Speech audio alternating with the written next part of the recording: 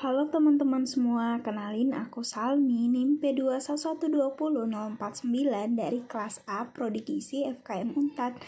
Nah, kali ini aku akan membahas ringkasan materi dari kajian lingkungan hidup. Yuk kita simak penjelasan selanjutnya. Jadi, penjelasan yang pertama yaitu kajian lingkungan hidup sebagai pola ilmiah pokok atau singkatnya PIP di Unpad. Jadi di Unpad sendiri, konsep pengembangan kajian lingkungan hidup pola ilmiah pokok diantaranya yaitu menggagas konsep lingkungan hidup sebagai PIP dan menetapkan konsep PIP di universitas dan mengimplikasikannya terhadap penataan organisasi dan penyiapan sumber daya, di mana penetapan konsep atau gagasan PIP ini sendiri dan mengimplementasikannya tidak saja berimplikasi terhadap penataan manajemen lembaga, tetapi juga terhadap penataan organisasi dan penyediaan sumber daya lembaga untuk memfasilitasi pengembangan program ke masa depan. Adapun tujuan dari PIP di Unpad sendiri yaitu menantang kegersangan, mengejar ketertinggalan sebagai tempat membelajarkan dan mencintai lingkungan. Nah, pembahasan selanjutnya yaitu ekologi. Jadi, pengertian ekologi adalah cabang ilmu biologi yang mempelajari interaksi antara makhluk hidup dengan makhluk hidup lainnya dan juga dengan lingkungan sekitarnya. Adapun hubungan kajian lingkungan hidup dan ekologi yaitu mempunyai hubungan yang cukup jelas dengan ilmu lingkungan, di mana mengenai pencemaran hutan, perkembangan penduduk, masalah makanan, penggunaan energi, kenaikan suhu bumi karena efek rumah kaca atau adanya pemanasan global dan lain sebagainya.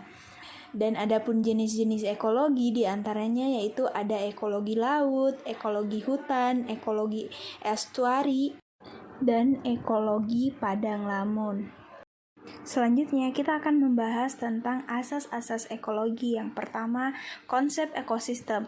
Ekosistem adalah sekumpulan beberapa komunitas yang saling berinteraksi membentuk suatu sistem ekologi. Contohnya ekologi air laut, ekologi daratan tinggi, ekologi hutan tropis, dan lain-lain.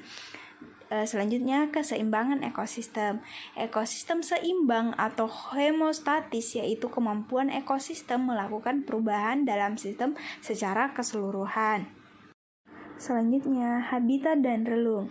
Habitat adalah tempat organisme hidup, sedangkan relung adalah suatu organisme atau karakter suatu komunitas dan ekosistem.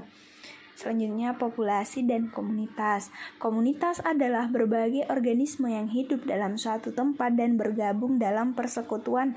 Dan adapun populasi adalah klub atau organisme yang terdiri dari individu yang sejenis suatu varietas. Adapun suksesi, yaitu suksesi ekologi adalah proses perubahan dalam struktur spesies komunitas ekologi dari waktu ke waktu, di mana skala waktunya ini bisa mencapai puluhan tahun atau bahkan jutaan tahun.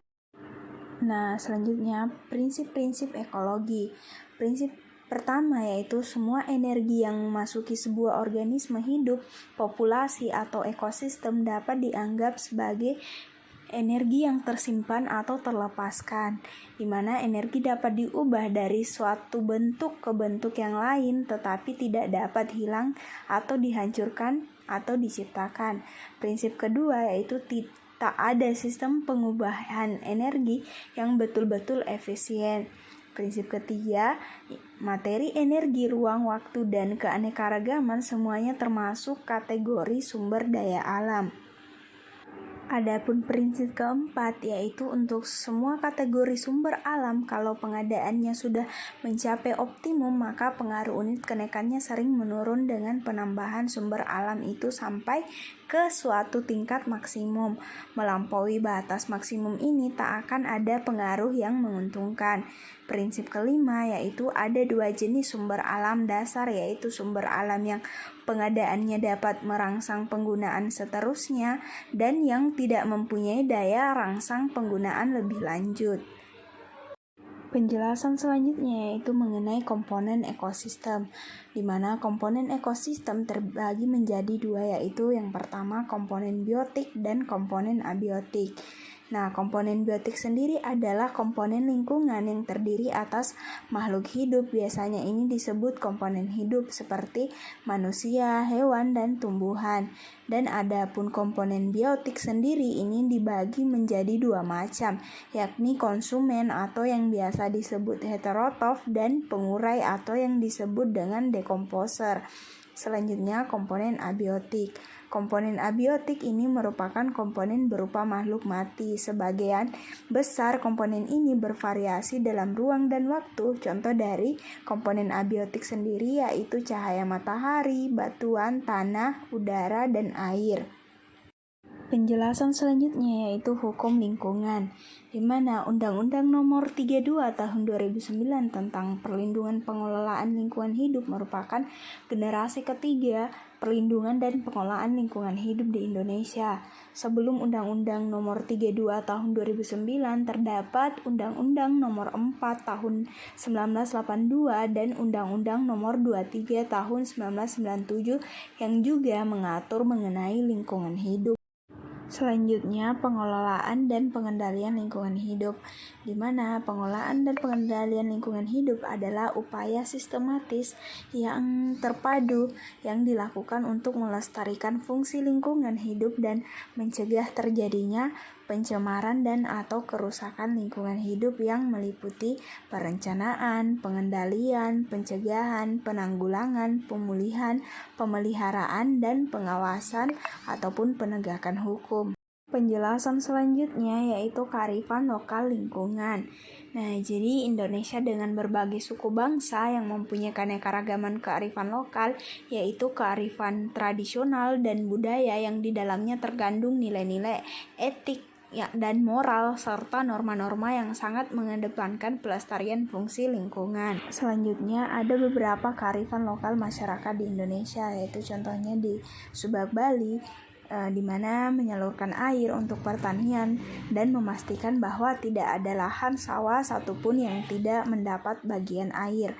Dan adapun di Senyum Baruto Kalimantan, yaitu memandang alam dan lingkungan yang menekankan keseimbangan dan kedamaian dalam menggarap lahan dan menanam. Dan adapun di Luenang Sunda, yaitu adanya pengelolaan dan tata guna hutan dan lahan. Nah, itulah penjelasan singkat seputar kajian lingkungan hidup. Kurang dan lebihnya mohon dimaafkan. Wassalamualaikum warahmatullahi wabarakatuh.